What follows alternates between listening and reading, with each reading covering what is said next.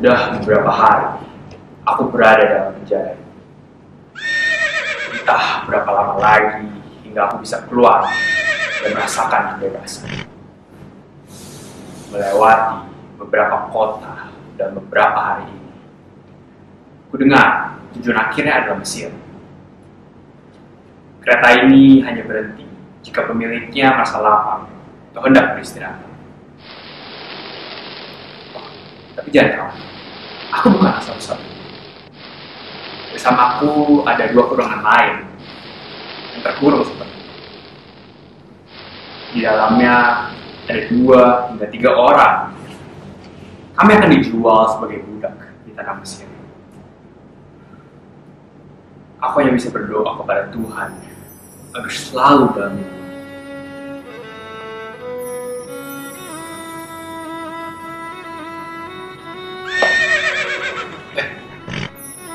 Akhirnya harus berhenti lagi. Seperti biasa, pedagang itu hendak beristirahat sejenak.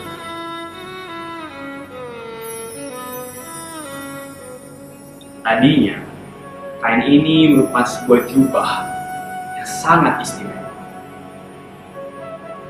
Tapi sekarang, kain terlihat seperti kain yang berkoyak dan kotor. Tapi aku tetap bisa membuangnya. Sebagian lainnya sudah dibawakan kepada ayah. Jubah ini diberikan oleh ayahku, Yakub namanya. Beliau sangat sayang kepadaku karena sifatku yang selalu jujur dan hormat kepada kedua orang tua. Tapi rasa sayang dari ayahku itulah yang membuat saudaraku menjadi iri dan tidak suka terhadap diriku ini. Hal yang sering mereka lakukan adalah ketika kami sedang mengembalakan domba bersama-sama. Intimidasi dari mereka bukanlah hal yang baru bagiku. Tapi itu tidak membuatku berkecil hati. Aku terus berusaha bersikap baik kepada mereka. Oh iya, pernah suatu kali aku mendapatkan sebuah mimpi. Mimpi ini berhubungan dengan saudaraku, sehingga akhirnya aku berusaha untuk menyampaikannya kepada mereka. Saat itu, kami sedang mengembalakan domba bersama-sama. Hai saudara-saudaraku, ada yang ingin kusampaikan perihal mimpi yang kudapat beberapa hari yang lalu. Pertama-tama, mereka seakan acuh tak acuh untuk mendengarkanku, tapi aku tetap menyampaikan. Saudara-saudaraku, ketika kita sedang mengikat berkas gandum, berdirilah tegak berkasku. Seketika datanglah berkas-berkas kalian, mengelilingi berkasku, dan sujud menyembah kepadanya. Ketika saudaraku mendengar hal itu, mereka marah dan geram kepadaku.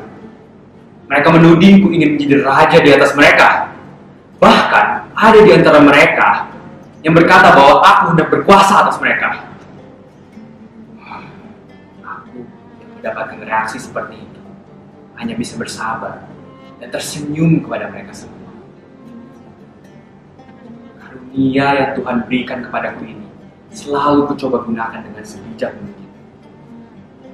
Bahkan pernah, suatu kali, aku menyampaikan sebuah mimpi kepada ayah dan ibuku, serta di hadapan para saudara. Di dalam mimpi itu terlihat bumi, bulan, dan 11 bintang yang sujud menyembah kepada. Ketika aku katakan hal itu, saudaraku marah dan geram. Mereka seakan tak menerima hal yang kusampaikan. Tapi ayahku menanggapi hal itu dengan sangat ringan. Beliau berkata, apakah kami semua harus sujud menyembah kepadanya? Dia mengatakannya tanpa rasa negatif sama sekali. Berbeda dengan saudaraku. Aku menjadi rindu kepada ayahku. Rindu dengan semua perbuatan baik yang ia berikan kepadaku. Sebenarnya, tidak semua saudaraku berperilaku jahat. Ada saudara tetuaku, Ruben namanya. dia cukup berbeda dari yang lain. Pernah satu kali, aku dan saudara-saudaraku sedang mengembalakan domba dan kambing bersama-sama. Saat itu, kebetulan ayah ikut bersama kami. Seperti biasa, saudara-saudaraku pergi mendahuluiku. Melihat itu, ayah menyuruhku untuk menyusul mereka, untuk mengecek keadaan mereka beserta kondisi gembalaannya. Aku bergegas melalui lembah Hebron menuju Sikem. Tapi tak nampak saudaraku beserta hewan gembalaannya. Hanya ada seorang lelaki yang duduk diam di situ. Aku terus mencari. Melihat gerak-gerikku yang kebingungan, lelaki tadi menghampiriku dan menjelaskan bahwa para saudaraku telah melanjutkan perjalanan menuju sebuah tempat bernama Dotan. Aku bergegas pergi ke tempat itu. Sesampainya di Dotan, aku telah disambut oleh para saudaraku. Tapi bukan sambutan yang baik yang kuterima, namun mereka langsung menyergapku. Mereka langsung melucuti semua barang-barangku, termasuk jubah pemberian dari ayah. Aku bisa melihat wajah mereka yang nampak marah. Setelah mereka mengambil semua barang-barangku, saudara tertuaku Ruben menarikku dan membawaku ke sebuah tempat. Aku mengamati lokasi tersebut. Nampak sepi, jauh dari lalu-lalang orang. Hingga kami sampai di sebuah tempat, di mana di situ terdapat sebuah sumur tua yang tidak lagi menghasilkan air di dalamnya.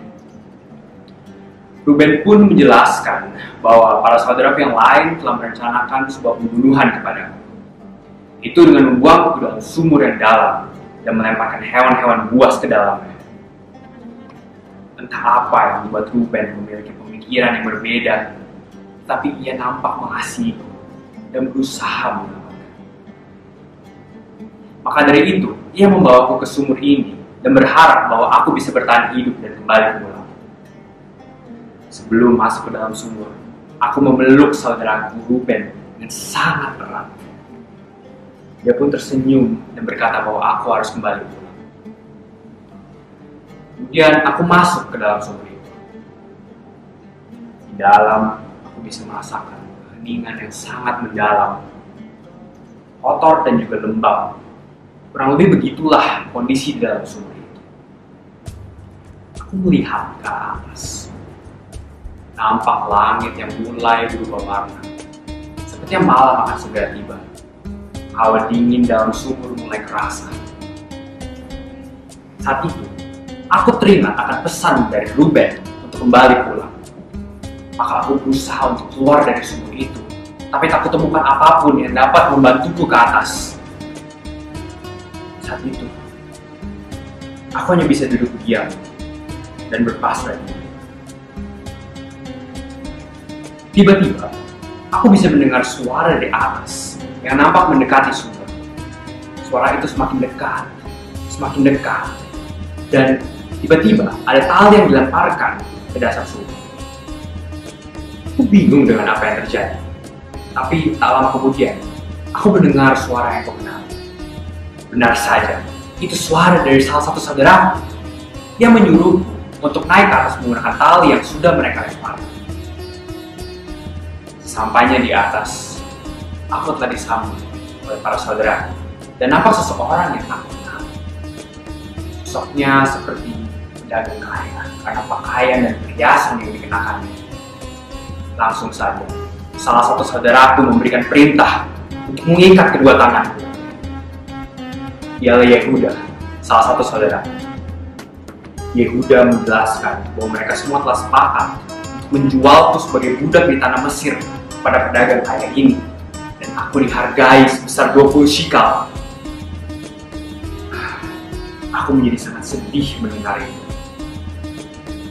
Bukan karena tindakan mereka, tapi karena aku tak bisa lagi melihat wajah kedua orang tuaku. Tindakan Yehuda tidak berhenti di situ. Dia langsung mengeluarkan jubah kepunyaanku dan mengoyaknya. Dia berkata bahwa jubah ini akan ia berikan kepada ayah sebagai tanda kematianku. Dan tak lupa, ia pun akan memberikan darah hewan agar nampak kematianku seperti diterkam hewan buas.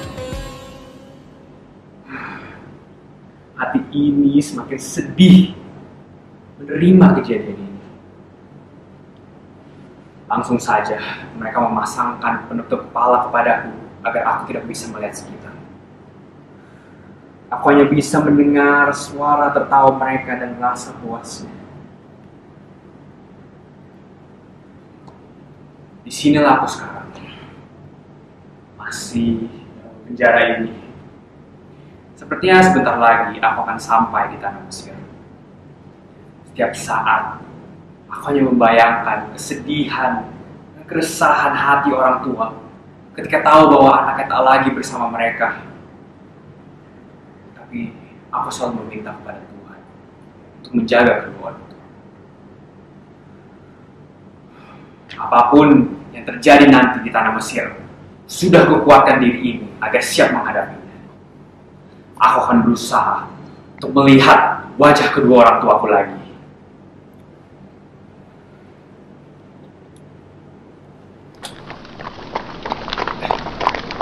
Waktunya sudah berjalan kembali. Semoga kita bisa berjumpa kembali. Tetap percaya kepada Tuhan, meski dalam kondisi tak mudah.